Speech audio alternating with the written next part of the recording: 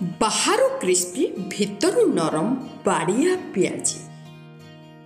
नमस्कार, स्वागत करछि मु जयंती खांटी ओडिया रोसई रे। आज रोसईटी हैला बाड़िया पियाजी। एहीपरि पारंपरिक ओडिया रोसई पे हमर चैनल को सब्सक्राइब करी बेल आइकन दबाई देबे, जहा द्वारा आपनको फोन डे नोटिफिकेशन मिल जिवो। एबे आधा किलो पियाज चोपा छड़े धोई परिष्कार करी पतला पतला काटी नबा।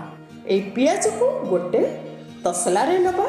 एथिरे लूण दबा जेतिकी स्वाद आपनको दरकार। लूण और पियाज को भल भावे दली नबा। आगे एमती चकड़ी नबा द्वारा पियाज नरम हो और लूण सहित आसी पियाज पानी छाड़ब। गोटे चम्मच पतला कट्टा अदा देदबा छोट छोट काटी। गोटे चम्मच आंब अदा छोट छोट काटी देदबा। 2 चम्मच कंचा लंका छोट छोट काटी देदबा। अधा चम्मच गोटा जीरा एथिरे देदबा। अधा चम्मच हलदी गुंड एठी देदबा। कला लूण बा बिट लूण अधा चम्मच। एबे सबु मसला को पियाज सहित भल भावे मिसेई दबा। मसला पियाज सहित भल भावे मिसिबा दरकार। एबे मिसीगला आमे ढांकी दबा। ढांकी दे 5 ରୁ 7 मिनिट छाड़ी दबा।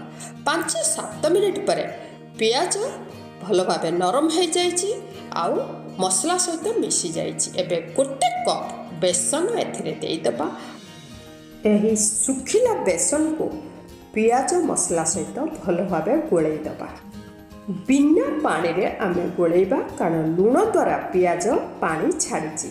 एबे भल भावे चकुड़ी मिसेबा। जदि आमे एठी पानी दबा ताले हमर घोलटी पतला हो गले अधिका तेल पीब पियाजी। एही पळी सुखिला गोळा हबो। हमर हेइगला पियाजी गोळा। एथरु अल्प अल्प ने गोल गोल गोळा आमे एबे तैयारी करबा। एपटे कड़े रे तेल गरम हो जाइछि।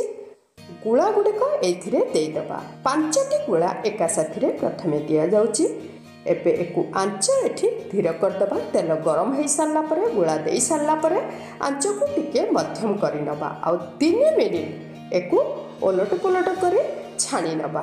3 मिनिट परे एथरु आमे पियाजी गोटे गोटी करी काढिबा। आ एकु आमे एबे नै दबेई दबा बा बाड़े दबा। तापरे गोटे ग्लास रे हो बा गोटे पत्र रे हो बाड़े दबा। एई बले गोटी गोटी करी काढी नबा आ ताकू बाड़े दबा। पुणी तेल रे देई ताकू आउ थरे छाणीबा।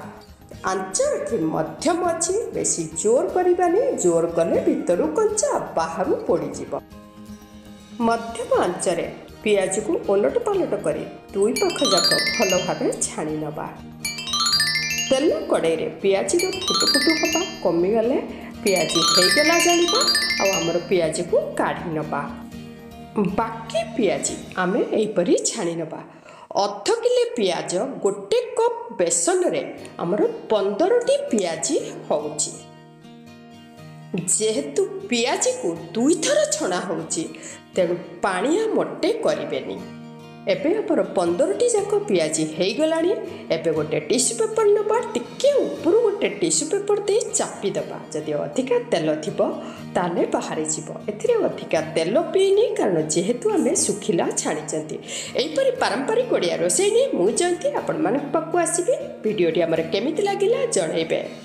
पूरा टिप्स को फॉलो कले खूब स्वादिया पियाजी आपणकर घरे हो जिवो। पुणी गोटे नुआ वीडियो नुआ रेसिपी नहीं आपण मानक पाकु आसीबी। वीडियोटी केमिति लागिला मतामत निश्चित जणैबे। धन्यवाद।